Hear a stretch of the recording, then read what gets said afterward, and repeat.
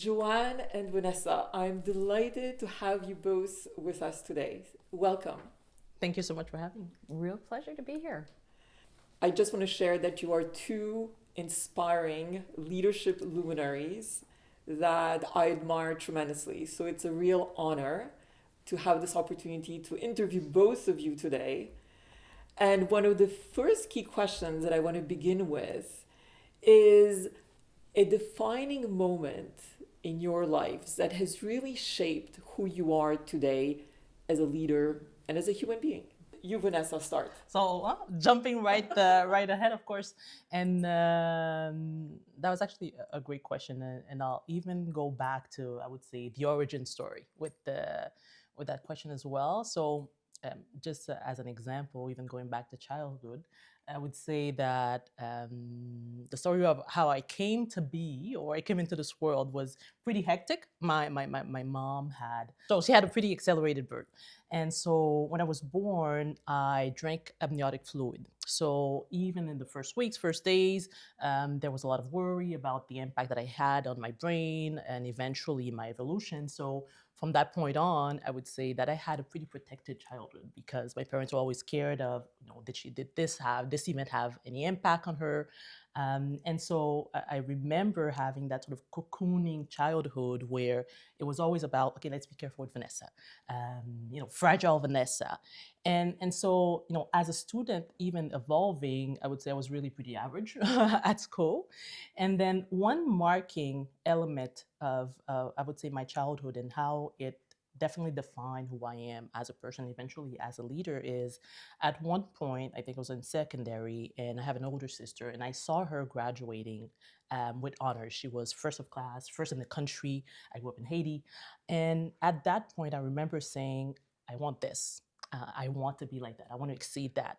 And really, it took a summer of me, typically childhood summer, you're outside having fun, but it took a summer for me to really work nonstop, like morning, like review all the material. And within that summer afterwards, I would say from that point on, every semester finishing high school, I was the number one at high school, coming from average student, finishing with scores that had never been seen, and even graduated with national honors as well. And so that sort of path and deciding that I wanted that and understanding that I could work really shifted, I would say, a sort of built in me a sort of growth mindset where, whatever type of challenge that I face or whatever type of responsibility or task that I see in front of me, there's never a limit where I say, well, this cannot happen, this cannot be done. Because what I've learned about myself and what I've learned throughout my career even is if you put enough time, enough dedication, enough focus on it, you can find a solution. You can find a path forward. So I went back far, but I would say this shift in terms of mindset and decision to really take charge of your destiny, take charge of your path, definitely forged the person that I am today. Beautiful. Thank you so much for sharing. And it's almost like it gave you the superpower, actually, that experience. Definitely. That's completely. That's definitely been my superpower. I love it. Joanne. Wow. I mean, this is when you compare stories, you always like, I'm not going to try to one up that one because that's definitely pretty impressive. And what's so nice about your story is that it obviously started from an early age. So mine, I'll take a story that's maybe a little bit later in my career when it comes to kind of career defining and it was really when I finished my master's I was an ambitious kid, the kind of person that, I come from a big family. I was the first. Dad was the kind of person who asked, why didn't you get 95%? If you got 95%, why didn't you get the 100%? So I was driven. It suited my personality. It was all good. When it came to career, though, I looked for models and trying to figure out where my life was going to go as in my own career. And it was in one of my first jobs. I was in a co-op program during my master's. And I was able to work in the science and technology team in government, actually. And I had this, the person I was working for was a really well-known in kind of an upcoming director at the time. And I recall when I was talking to other people about her, that there was always great respect for this lady. Level-headed, data-driven, team, and really pulled a team together, but held the bar high. But she was always so positive, and we wanted to work for her. And this was, here I am, this co-op student, and, looking at what the future is going to be. And I remember one of my colleagues saying to me, you can't do better than to model yourself after Margaret, because, she is everything I just described, which was holding the bar high, but also really a good, like what you would call a nice person. So Canadian of us to say nice person, but it truly did make things go smoothly. And I think taking that model is probably, for my career and the choices I've made, define me more than I thought. When I look back at the people that I've modeled myself after, or that I've, when I've, especially, there's different cultures, different places that I've worked, but really it serves you well if you can kind of have that, be driven by that driven by that model, and keep your head above the noise by being, positive, by being data, by being part of a team. So and that probably has shaped a lot of decisions I've made too, in terms of where I wanted to be. And so, yeah. Wonderful. Thank you so much for sharing. And in your experiences, you have climbed the corporate ladder in very male-dominated industries, from manufacturing to pharma to technology. Can you share with us some of the challenges that you were facing along the way, and how did you embrace those in order to continue moving forward and really reach your own personal aspirations? Of course. I can continue and start on that. And I think even pulling from your experience in the model of positivity, and also that superpower that we spoke beforehand about, the growth mindset. Clearly, a lot of the times, I've been in manufacturing, I've been in tech as well. I was the first or the sole either woman or certainly Black woman in a lot of those spaces, but it's never something that deterred me, because I never thought that it was special for me to be right, because as we say, intelligence is equally distributed around the world. So the idea was, because I was, yes, the sole sometime, I never let that deter me from the contribution that I knew that I could make eventually. And so I think the barriers is always around, especially starting from a young age. Anyway, when you start up, it's around building your credibility. So people, of course, taking you seriously, but I've always been a hard worker, as I established beforehand. So, rapidly, I had the opportunity to have leaders who have given me a chance whenever I raise my hand and say, well, I want to take on this project. So I've always been the one to raise the hand and say, well, I want to take more. I believe I can do this job, this project, I can lead this project.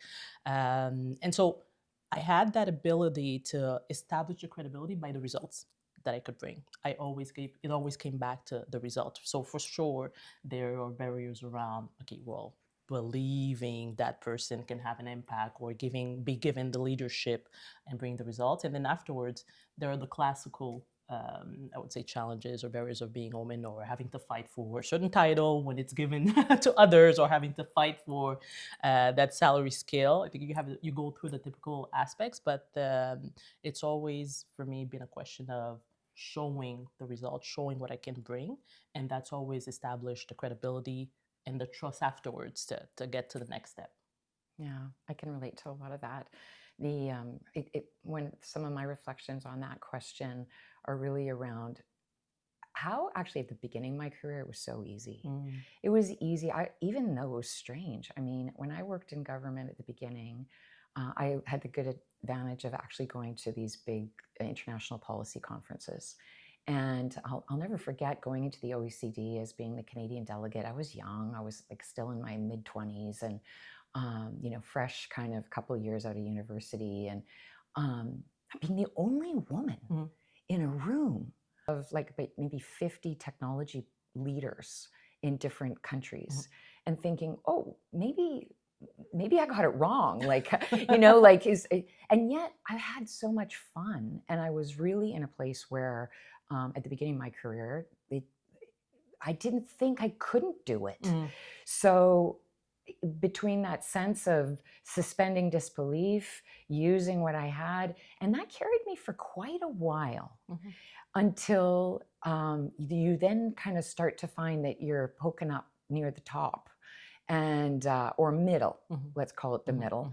And then, I had a number of different experiences where I wanted to change my own opportunities because family was growing or what have you. And so that meant that I actually had to say, no, I'm stepping out of what I'm normally doing to do something different. And this is where the challenges all of a sudden started to come in because I wasn't coasting anymore, and I had to do something different where I had to prove myself if I was going to apply for that job or do that pivot. And one of the things that I think really, and you talk about it, about leaning into your capabilities and the data-driven successes and so forth. And that was there. But what I underestimated, I think, is the importance of that self-confidence when you are dealing with folks that are probably looking at you differently, and they can be critical, and just because it's political.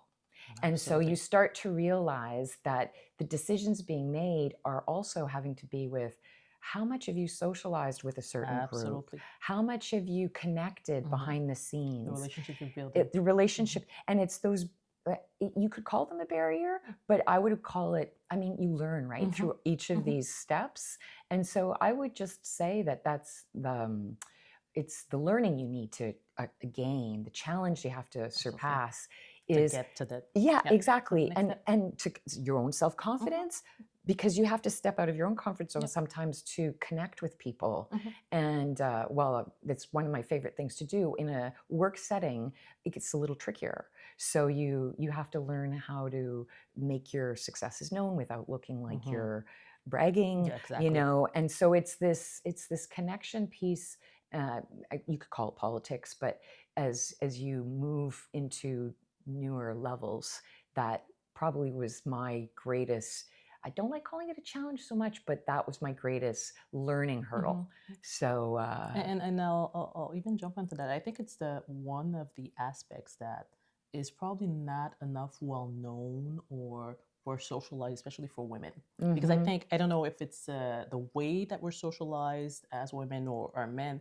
I do find that men come in with that knowledge or that sense to kind of like really build these relationships from the get-go, versus is it a question of imposter syndrome where women are so we're relying on our aptitudes or relying on what we have to do, what we have to deliver, and then afterwards, as you grow, you start developing or understanding really how I would say the corporate world or how much important these relationships are. But I do find it's something that is so crucial and that we should actually be talking about more, that even at university, that you should be more conscious of, because if you haven't had family members maybe that have been in the corporate world, who can also kind of like disperse that sort of mentality or sort of lessons learned, you learn it the hard way, going through the corporate ladder. Absolutely, yeah. Because I'm mentoring people right now, and one of the things is exactly this point where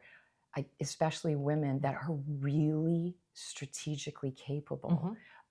I wish the power for these people, because they have the brilliance and they shine, but you have to get out of your office. 100%. I've been in global roles. There's just no substitute for meeting people and connecting with them and understanding. And you can be great on paper, but it's how great you are in connecting that really moves you to the next level. And how these people are going to speak about you, right? Because when those promotions open up or those roles open up, it's actually the circle around that's going to say, well, yes, she's fit, she's ready. Or can have the sort of influence as well to be able to bring it to that next step. And something that we're not aware of that much until you get into that first maybe sort of wall where you say, well, okay, yeah, I actually need to be able to develop 100%. Yeah. And you spoke about influence, and often some women struggle. So although they may be advancing at certain levels within organization, there's still that struggle with power, that struggle with influence, and being recognized as having basically the capacity to really do amazing things, irrespective of gender. What would be one single advice that you would give to our women audiences listening today that they can actually implement tomorrow? I know you've shared some advice, but is there something specific that you feel could help elevate the influence of women within organizations? Maybe one thing I would say is, and I think definitely something that would have helped me even grow faster within my own career, is when you look at projects or initiatives that you're responsible for, building that sort of social circle or the connections within the project, I would also put it as a project success KPI, right? Because we're so driven by the results, by what you have to do, but okay, the people, the relationship that you build throughout that projects, or how are they for your own personal KPI of success as well? I think it's important because these are the same people that will bring you on to other projects, or again, as we spoke about, sponsor you eventually for other roles. But when you start getting that mindset, I think if you have that sort of switch where it's also part of the job, that you recognize it's part of the job and it's not politics the way that we understand, or maybe give politics a sort of negative name because we think it's outside of the job. It is part of the job. So when you kind of like get that sort of switch or change your mindset to look at it this way, it'll definitely help. I think you nurture that sort of ecosystem that will also propel you forward. I'll complement it by saying, you said KPI, but I would just use another word, which is impact, right? So you need connection and you need impact. This is how you bring influence, and exactly to your point. And it's really interesting because even you have to self-reflect often about what impact do I bring on a regular basis, not just did I do it over the course of a year, but what do I do, what am I delivering that is really generating impact? Yeah, and the actual output. And it's so funny because the truth is that it's never been easier to help find that impact for yourself because of the tools that we have right now with new AI and large language models. Because there was this, a book I picked up, I remember about 5 years ago or so. It's like How to Measure Anything. And it was really around this kind of notion of helping you to communicate your impact and the fact that people really need to know, what are you doing and what are you generating. Today, if you pop into Copilot or whatever your, AI bot of choice, and you ask, how do I demonstrate this? You start to get ideas about even where you should focus. And so impact and the connection and making that aware, this is how you bear influence, because people take note if you brought in X million dollars, or you refocused a team of this number of people that drove whatever. And learning how to have those KPIs kind of come off the top of your tongue, that's really a little bit of the trick. Yeah. Joanne, since you spoke about AI, I'm curious to get your views on how AI will shape work, who we hire, what we do, and even mentorship, since you touched upon this. Do you want to continue elaborating a little bit more on the AI evolution? Yeah, so honestly, I'm excited. I'm excited because of the capability it's going to give folks. I do have to give you a backstory on this, though. I started my career at the dawn of the internet. I remember being a master's student, actually not a master's student, I guess I would even go back further, and being the first on the DARPA, which was and literally in our lab, and I was at the University of Manitoba, and looking at the nodes and how information was pinging from one city to the next. Because I had a boyfriend in who was studying in France, and so he was a Canadian studying in France, and so I was following how I connected. So that was pre-internet. I wrote, along with a colleague, Canada's policy on the internet. And a lot of that had to do with how is technology going to impact the way we work, our lives, what we do, all that kind of stuff. And here we are today. We have the next big inflection point when it comes to technology. And just like back then, there were a lot of people worried. You know, there were silly uses for the internet that people just thought were going to destroy humanity. And they didn't. It became indispensable for passing information. Now, it has its negative. I mean, we all know that mistruths can be passed because of our communications technologies. And AI will have the same thing. It's the fire of our day. It's got good uses and it can be misused. And but I believe more in the good uses because I do believe that people do find ways to kind of put the norms and the right, I don't want to call them restrictions, but the right ways of working with them, the guidance around things. And what I see is really is going to help us with our day-to-day job. We have to stay smart by educating our talent and workforce in how to be analytical in thinking, because AI is that young newbie and has information, but it doesn't always spit it out the right way. So we need the guidance for it. And so we need to train even our new talent about how to have analytical thinking. But in our day and age, analytical thinking, what better tool to give new talent? I mean, it's just, it's so important. So I think that there's this great opportunity with AI. I'm working with it. I'm bringing actually in some AI tools in my business that I'm doing right now. It's democratizing information so that it no longer is like all the power facts are with one individual, and which actually empowers a lot of people. And it actually helps with transforming organizations because you can literally read the writing on the wall. You know, where you spend your money, too much, too little, like these, everybody can see it. So you can infer and you can build. So I'm bullish on the possibilities, but to the point, we're going to need guidelines, and we'll get there. Yeah, I think it's the natural evolution, as you mentioned, right, of labor. If you think about it, so from Taylor, who took like agricultural to being mechanic, and now we have the transformation of knowledge work, essentially, because you have access to that sort of technology and these algorithms that will bring you in an instant a review of thousands, if not millions of pages to be really to synthesize information. So you as a human being, as a leader, as a worker, you can make the best decisions. So the importance of analytical mind, the importance of systemic as well, kind of like have a systemic view of things to be able to decide further on. And I think definitely it's a positive to be able to elevate the human mind. Now, organizations, or maybe not, there's going to be, I think, a challenge in terms of adaptation for organization and leader to be able to incorporate this, because again, it's a new form of technology. Even if AI, yes, kind of like make decisions for themselves eventually, you still need to be able to implement it correctly. You need teams to be able to discover it.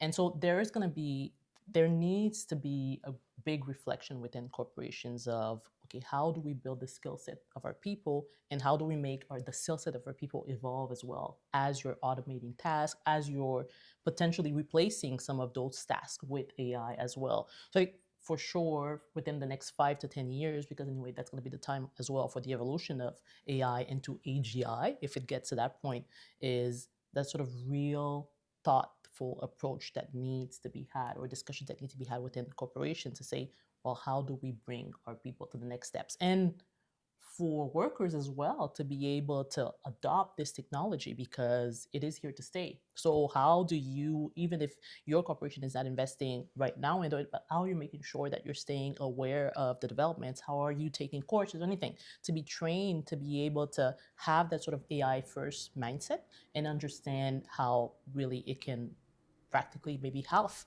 the type of work that you're doing right now? And when we're thinking about the exciting times we live in with AI and the potential it actually has, I want to get your views on creating human-centric organizations. What would be the key components in your view? And I know, Joanne, in past conversations, you were mentioning the importance of trust and how it even goes beyond psychological safety. Maybe you could begin elaborating your view on what you believe is essential for leaders to create human-centric organizations, particularly in the AI focused world that we live in. More generally speaking, I've been really thinking about this topic of trust lately. It came up in something else I was doing, and it's kind of got me thinking. But and I'll weave it into a little bit of the response. The bigger question about more human-centered organizations. You know, I've been lucky to be in some good organizations that really believe in culture and people. And I mean, I'm currently working in one where the first piece about being human-centered is connecting people to their purpose, and their purpose, but also the organization's purpose.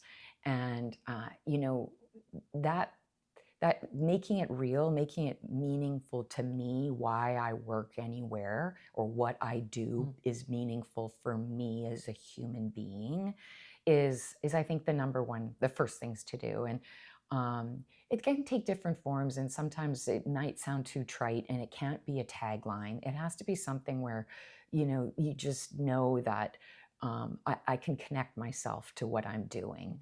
You know, it was interesting, and I started my work, it was in telecommunications, but I'm a firm believer that communicating with people really makes a better society. So I liked what I did at the time that I was doing it because I was connected to my purpose. Today I'm working in a major pharma company, and it's really around bringing health to people, and I'm connected to that. So purpose is the first place. I think there's also this notion of how do we behave in organizations, and that's connected to culture.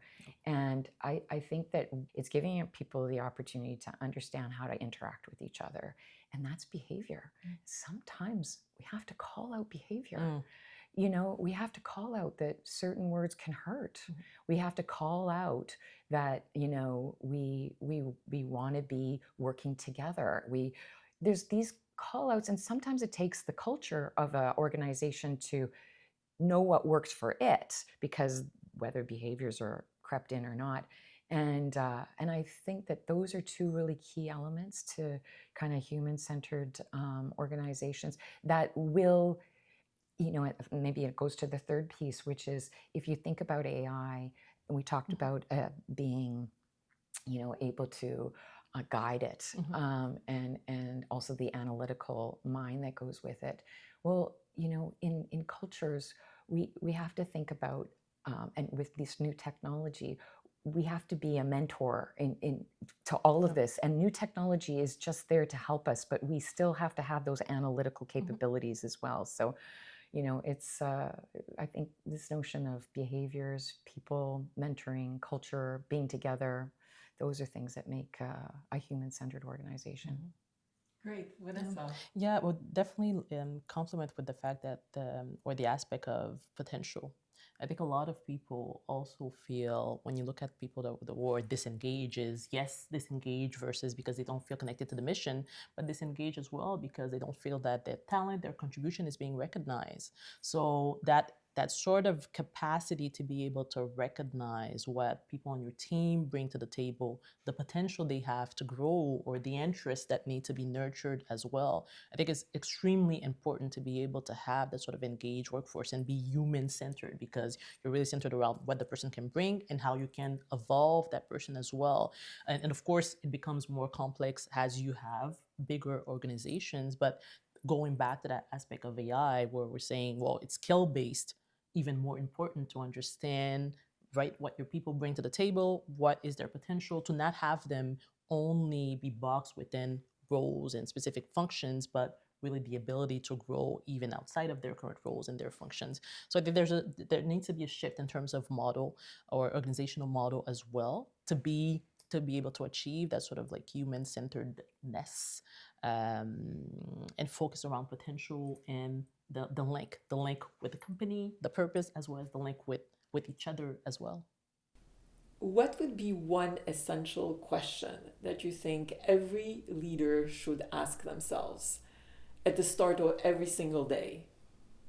I'm going to disappoint you because I have 3 questions. That's wonderful. I have That's to tell good. you that it stems from a good friend of mine who is a very excellent medical doctor and who I've admired in terms of her ability to kind of check in with herself. And I have a good group of friends dating back to high school, and we do check in with each other. And her comment was, I go to sleep at night or at the end of every day, I ask myself, what went well? What didn't go so well? And how could I improve? And I think that's really powerful because leadership is critical to know that yourself. You can't lead people if you don't know how you're leading them. So you have to check in with yourself about how have your interactions been, what went well, what didn't, what would I do differently? And I think you do that in the standpoint of always building your own self-confidence, because a leader does have to have confidence to be able to, it's not blind, right? And sometimes it's not inane. Sometimes leaders need to grow and build and over time. But if by checking in and then, taking energy from those answers, that self-reflection, I think, helps you to be a better leader. Absolutely. The one thing I would add, and it's linked to the culture discussion previously, is also what are we rewarding? What am I rewarding? What type of behavior am I rewarding?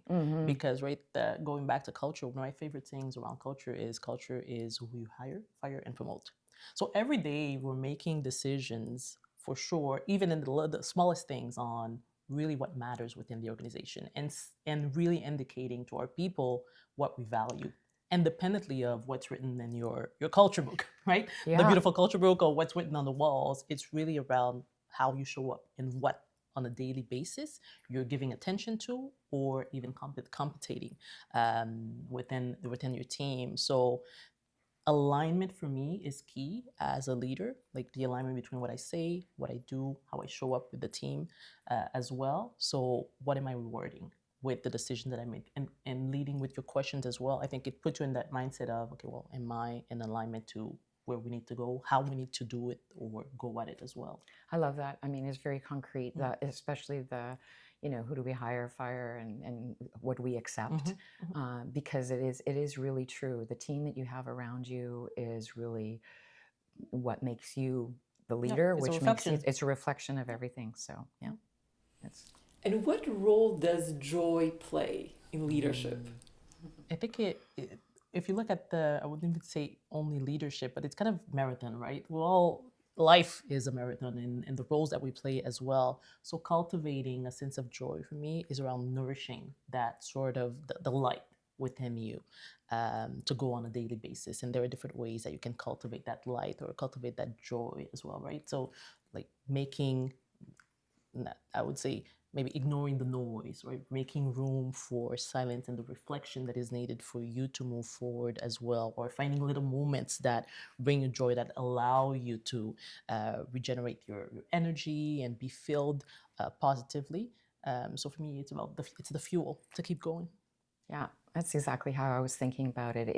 It really is the engine behind bringing, like you said, opening up yourself, being able to be more connected with folks. But the joy as an engine, what it really does is it brings energy, it brings inspiration, it brings connectivity to people. It permits good things to happen in a, these are the kind of things that joy does, and even that's, joy, positivity, optimism, it can be considered trite, but it's not trite, because it just opens up pathways to solutions, and it allows us to connect with each other in a different way. And I think it's absolutely critical for organizations to kind of tap into, to laugh together. Absolutely. You know, laughter can be associated with each other, but it takes the tension down, brings the optimism and ideas up. And no, there's a real role for that in organizations To have that today. space. Yeah. I love that. And there's so much research and actually science that shows the power of positive emotions that we can bring within our team, within our organization, and how that actually has this ripple effect in terms of elevating creativity, productivity, Trust. efficiency, We're talking about trust. Exactly. And I appreciate the insights that you brought in terms of the importance of joy in leadership. And I want to take this a little bit further now. If you were to build a recipe for living more joyfully, what would be the 3 main ingredients that you believe are important based on your life experience to date? Vanessa, you want to? Yeah, of course. Yes.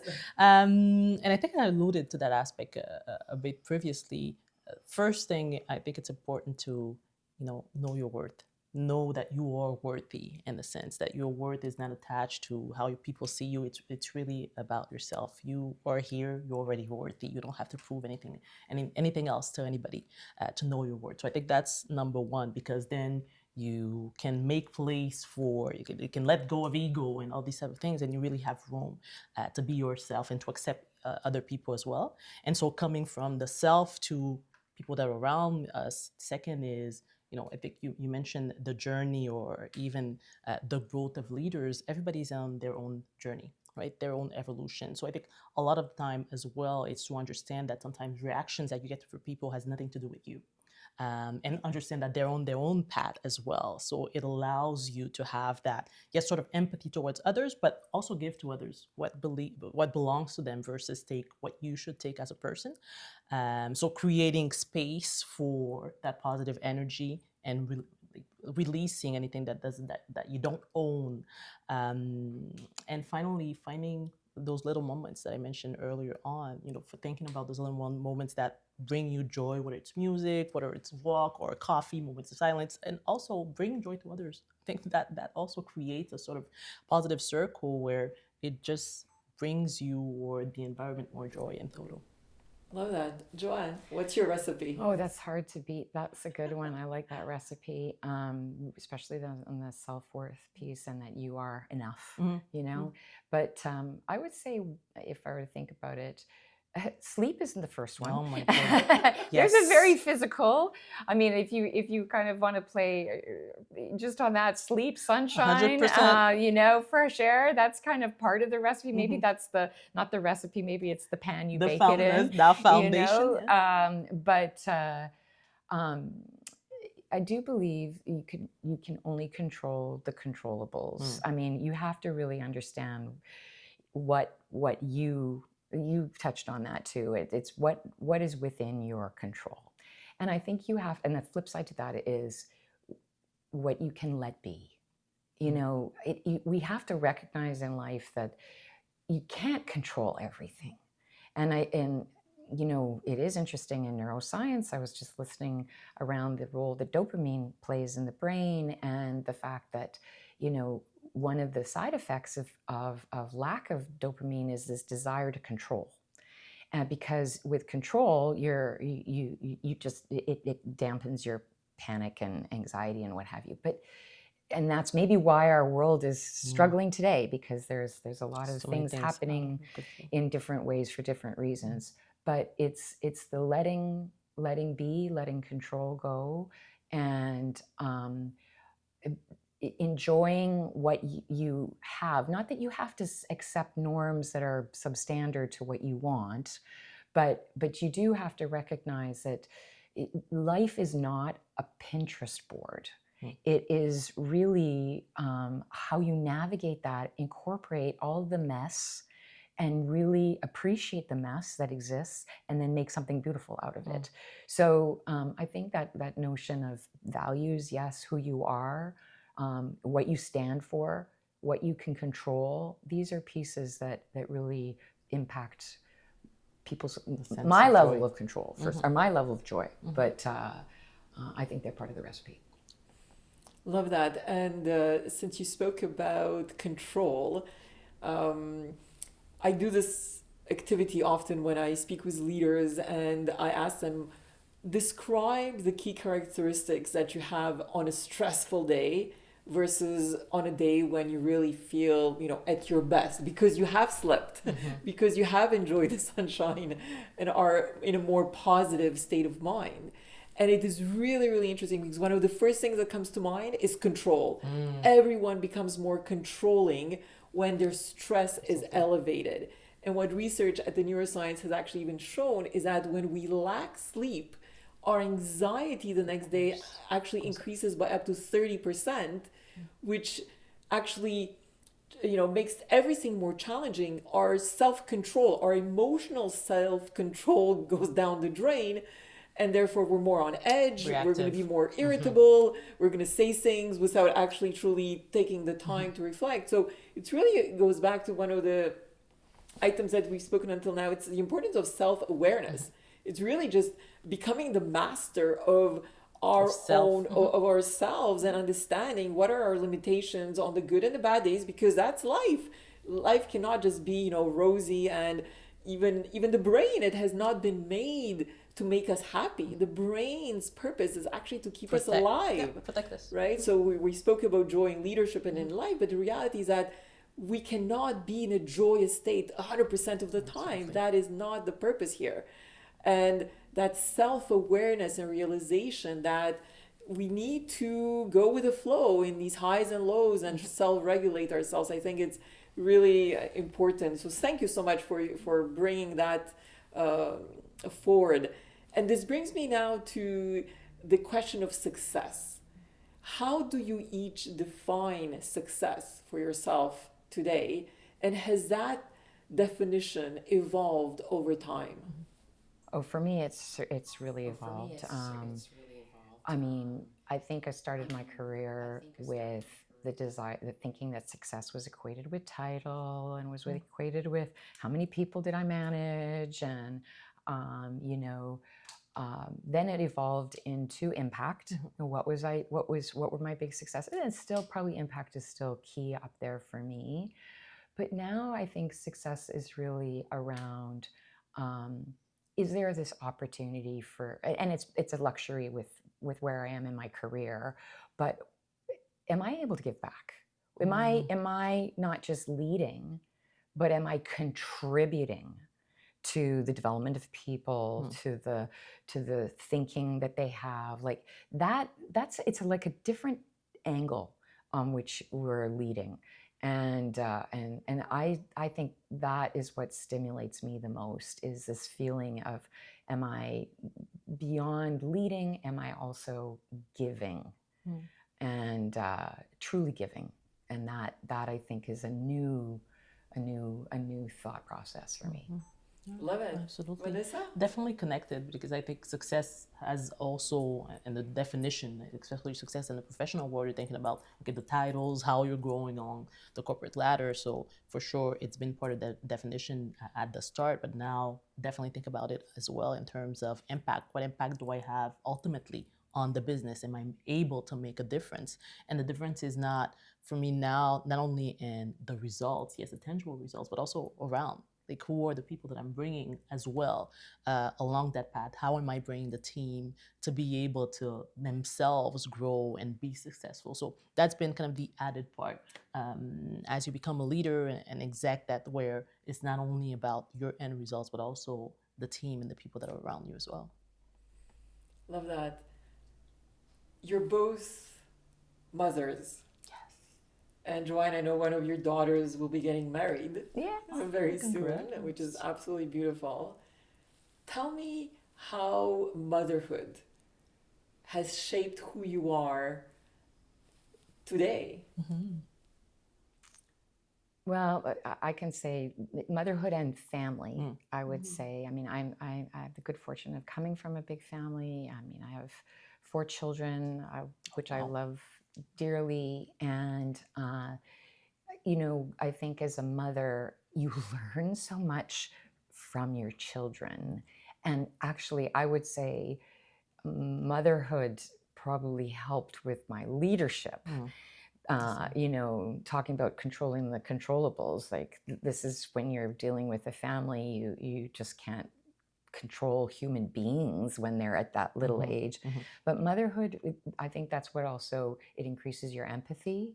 It increases your sense of caring. It senses also your sense of like the direction of people's growth, because you're dealing with these little guys and you can see, oh, this is their type of personality, this is when they're struggle with, or this is what they're not going to struggle with. So I think motherhood has just been this amazing experience where, hopefully I've given my kids the love that they all deserve. And as a mother that's working, that's a premium question that you ask yourself.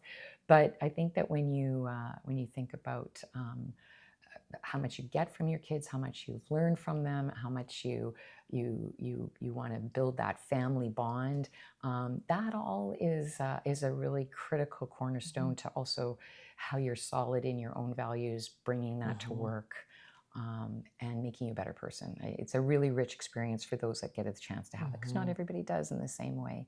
So yeah, definitely, it's part of my experience. Yeah, definitely the same. Right? I still say that I'm in war, because they're 4 and 6, so we're still small, right? And in the middle of it.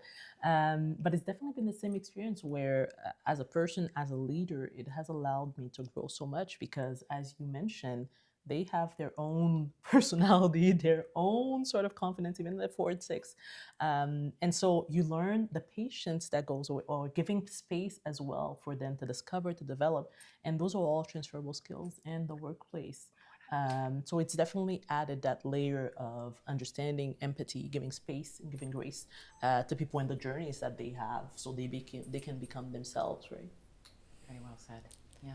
As I'm thinking about the younger generation, and as we're reading that many individuals feel that AI could actually have a negative impact on opportunities down the line, what would be one recommendation that you would give to some of our younger listeners today that may have a lot of anxiety about the future? What is one key action or mindset that you believe is essential for them to embrace to create a beautiful future for themselves? This conversation's come up actually as dealing with my family, and one of the analogies I made was that you basically could look at life, and as they're growing, and it's like a video game, and I had to liken this to my son. You pick up gold coins in your video game, but you don't always know the power that they have. In this world of AI, when we don't know what all of the different the paths will be, exactly, you have to keep picking up the gold coins. That's education, that's experiences, it's people you meet, and it is learning about yourself. It's about your own self-calibration, because I do believe in the world of AI, emotional intelligence, ability to manage people and self will be just as important as the tools get spit out with different, because those are the edge that give you analytical thinking. So pick up the gold coins. That's my advice. I love it. I would say the same, right? Embrace it right now. And I think actually the next generation is going to be more AI native than us. So you have the capacity to, like, in a short amount of time, probably surpass whoever is starting to get I would say accustomed with the technology. So I would say embrace it. And one of my personal mottos is be the change you want to see. So if there's something that is not working as you would want, find an alternative. But you have agency. You have power. So to use it. If you were to give a challenge to our listeners of one action that they can take this week in order to elevate their leadership, elevate their self-awareness, elevate their joy, a lot of the topics we've spoken about today, what would that challenge be? Again, around the idea of self, right? Knowing thyself and controlling thyself, I would say try not to be reactive. maybe for a week, exercise, taking a step back and not jump into things automatically, taking the time to observe, to be silent, and wait before you say yes or before you say no, even to make sure that, again, you're aligned with what it is you're trying to reward in terms of behaviors for the team, and if it's aligned with what the company has to do as well. So I would say that, and it's something that I need to practice as well on the daily, right? But really retaining or refraining ourselves from jumping in all the time, to make sure we're really in alignment with the self, with the team, and where we need to go. And I would probably, it's along, again, the same lines, but I would come back to that concept that I was thinking of earlier, which is trust. Mm-hmm. Trust yourself, trust your team, and build trust. Because trust, and if you explore what does trust really mean, there's probably a whole topic there to unpack.